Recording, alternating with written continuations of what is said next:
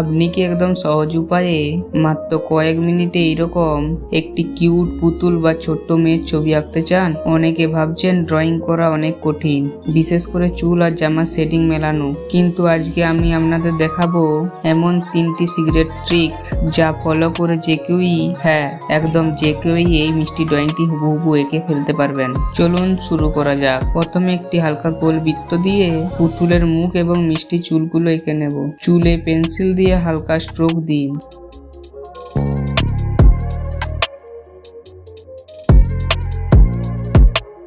দুটি বড় গোলাকার চোখ আঁকুন।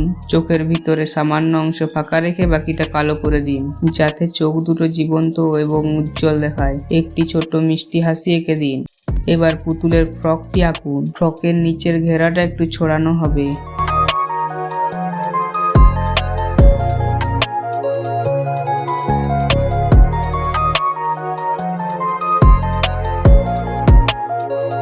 এরপর ছোট দুটি হাত এবং পা এঁকে ড্রয়িংটির আউটলাইন শেষ করুন।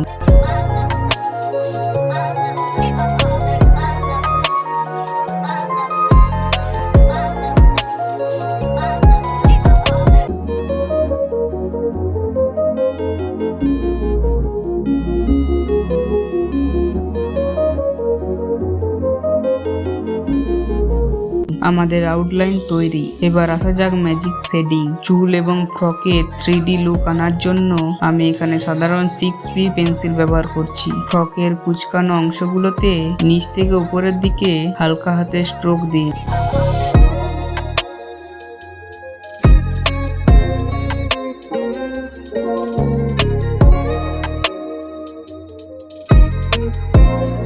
আর শেষে মাথার সুন্দর বউ বা ফিতাটিকে আমরা একটু লাল রং করে দেব, যা পুরো কেসটিকে একদম আকর্ষণ করে তুলবে। দেখলেন তো কত সহজে তৈরি হয়ে গেল আমাদের কিউট পুতুল ড্রয়িংটি। আপনার ড্রয়িংটি কেমন লাগলো তা আমাদের কমেন্ট বক্সে জানাতে ভুলবেন না। দেখা হচ্ছে পরবর্তী ভিডিওতে। ধন্যবাদ।